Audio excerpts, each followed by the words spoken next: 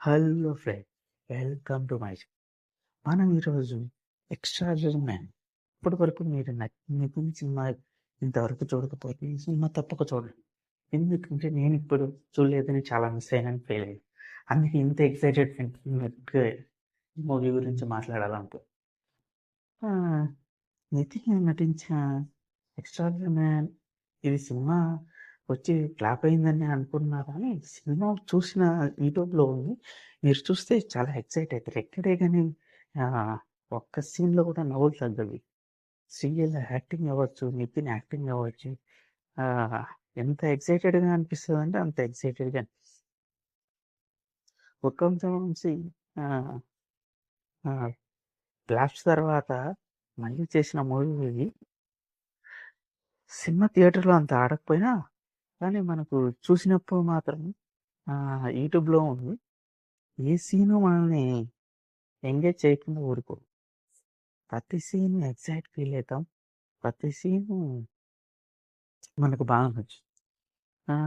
ఒకంతం వంశీ ప్రతి సినిమాలో మాదిరి కిక్కు కిక్కు ప్రతి దాని మాదిరికి ఒకే ప్రాబ్లం.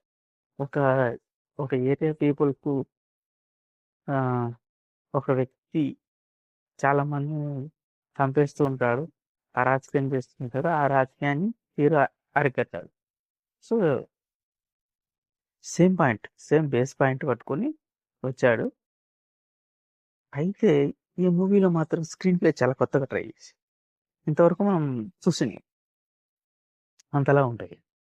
ఎంతలా ఉంటుంది అంటే మనం ఒక్కొక్క సీన్లో ఈ సీన్లో హీరోకు యాక్టింగ్ అంటే ఇంట్రెస్ట్ ఉంటుంది.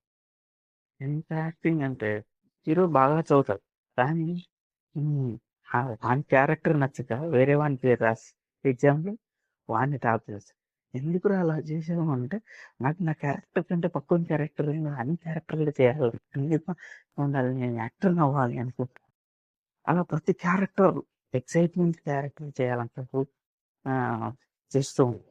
ఇలా ఇంకా ఆ, ఒక కొడుకు మీద ఎక్స్పెక్టేషన్స్ ఉన్న పేరెంట్స్కి కొడుకేమో ఇలా డిఫరెంట్గా ఉంటాయి.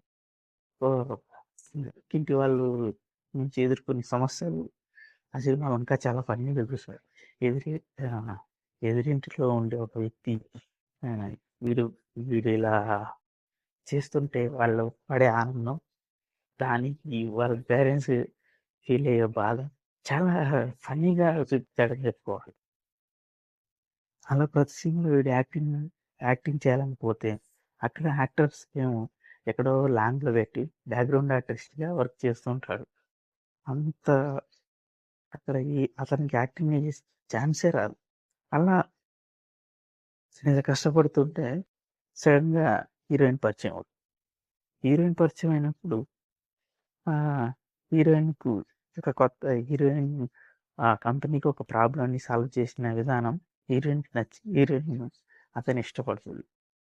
ఆ సినిమా సాగుతూ ఉండి వాళ్ళ ఫాదర్కి యాక్సిడెంట్ అయ్యి హీరో జాబ్ చేయడానికి వెళ్ళి 2 lakhs శాలరీ వచ్చినప్పుడు ఎదిరింటి వాళ్ళు పడే ఫీల్ బాగా చాలా క్లియర్గా చూపించింది. మనం రెగ్యులర్గా ప్రతి ప్రతి ఊర్లో ఇది ఫేస్ చేస్తుంటాం. మనం మనం కష్టాల్లో ఉన్నప్పుడు వాళ్ళు మీ వాడే పనికిరాడు అనే పాయింట్ మీద అదే మనకు జాబ్ వచ్చి ఆనందం ఉన్నప్పుడు వాళ్ళు పడే బాధ వేరే లెవెల్లో ఉంటుంది.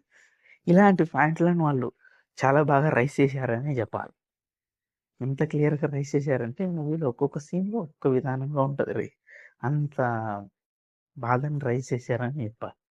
అయితే ఈ మూవీలో ఇంకా అలా ఉన్నప్పుడు జాబ్ చేసేటప్పుడు సడన్గా పాత ఫ్రెండ్షిప్లో ఒకతను వచ్చి ఇంకొక మంచి స్టోరీ వచ్చింది, ఈ స్టోరీ నువ్వే చెయ్యాలి, నువ్వే చేయగలవు అనే పాయింట్ మీద చేసి అది పడే విధానం చాలా బాగుంటుంది. అట్లా అంత జాబ్ వదిలేసి అదంతా కష్టపడుతుంది సడన్గా వేరే ఇండస్ట్రీలో జరిగే పాయింట్ని కూడా క్లియర్గా చెప్పి సడన్గా స్టోరీ నీకు కాదు వేరే వాడు చేస్తాను అని చెప్పినప్పుడు ఆ స్టోరీని నేను రియల్గా ఎందుకు చేయను, ఈ స్టోరీ కోసం ప్రాణం ఇచ్చేయాలి అనే పాయింట్ను క్లియర్గా చేసిన విధానం, అసలు అది ఎదుర్కొనే సమస్యలు చాలా ఫన్నీగా, చాలా బాగా రాజశేఖర్ ఎంట్రీ సూపర్‌గా అనిపిస్తది. ఇప్పటి వరకు మీరు చూడనట్లయితే తప్పకుండా ఈ మూవీ చూసి ఎంజాయ్ చేస్తారని అనుకుంటున్నాను. Please like and share and subscribe. Thank you my channel. Thank you.